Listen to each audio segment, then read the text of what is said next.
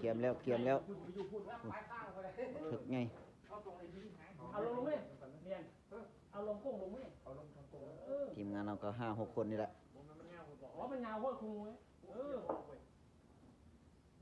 เอาลงลุ่มพุ่นน่ะไม่นะ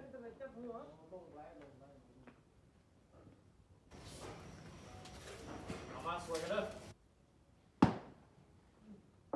เรียบร้อยพี่น้องเลยเอาเลือดนะตามเลือดเลยมาแล้วจับตามเลือดไหมเอาเยียตาลอยปานนี่ เรียบร้อยพี่น้องเลยปุดเต็ม3อันยะหมอนี่โหดก้นหมูเดินทีนี่กองก้นอยู่นี่หุ่นเงินธรรมดาปาดโธ่สุดยอดเลยเบาแทง บัวอะไรเหรอ เกี่ยวมูงับเลยไอ้เกศ ปล่อยห่ำด้วยเนาะ จะเที่ยวมา ทีมงาน แค่พิซซ่าขาดทีนี้ เอา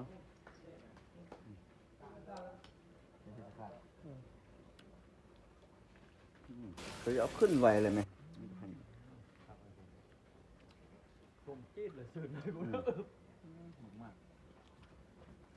ได้เหล่า มากเลยจมูกขาวนะ ตัวนี้ปะ ผิดพลาดเดินดึงมาแขนเด้อมาแขน มีแต่เสือเบิดอยู่นี่มาเด้อ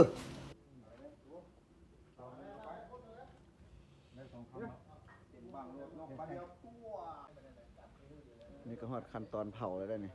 มา ใช่เลยไป3 คนจับไฟ3 คนเลยเมียทั้งเมียทั้งลูกสู้มาดิสู้ระยะสู้ไปเนาะ เอาแบบนี้เลยพี่น้องเอ้ยป้านไม่แห้งฮะดูนะคุณนะเออ แม่น้อย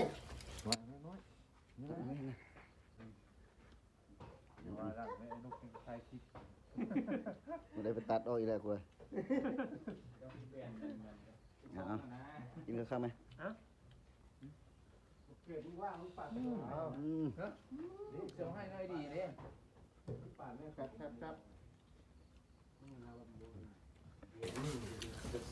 ยังบ่ได้เอาอีก เอาแล้วนะงูนี่นะ ไปพุดเดียวจะยอดวิวหมดเลยเข้ามา ปัญญา น้ำมันคือเด้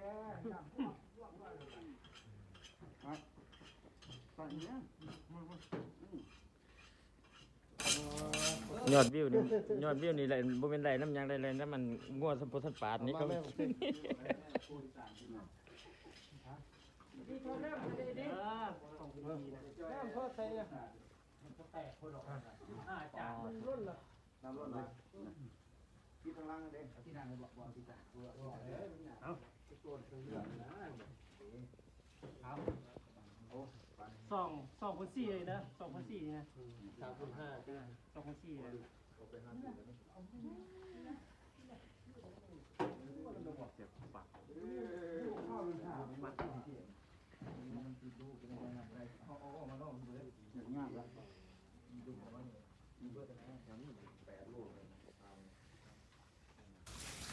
พ่อบ่ติง กิน3 กิโล ทางบ้านนี้ยังแล้วกินโตเลยนี่คนนี้ โอ้ยเล็กๆตกกันได้นี่กันเลยเอาแม่โอ้ก่อนได้เฮา ดูมันใหญ่หมดเลย ซื้อมีดก่อนพี่น้องเลยกินเนี่ย ใจชุกเลยชุกเราไปมักกันแน่จำบ่ได้เก็บเอาไปดูที่ไหนจะปาดดูไกลดูโหด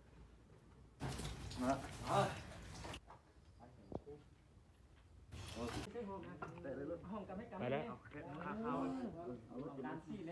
โอ้แจ้งมันนี่มั้ยคักวันนี้ดูเพเฮ็ดนะ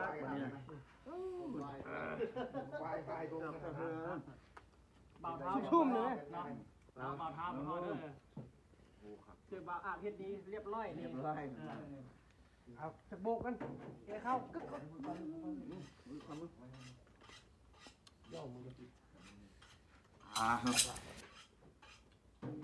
เออ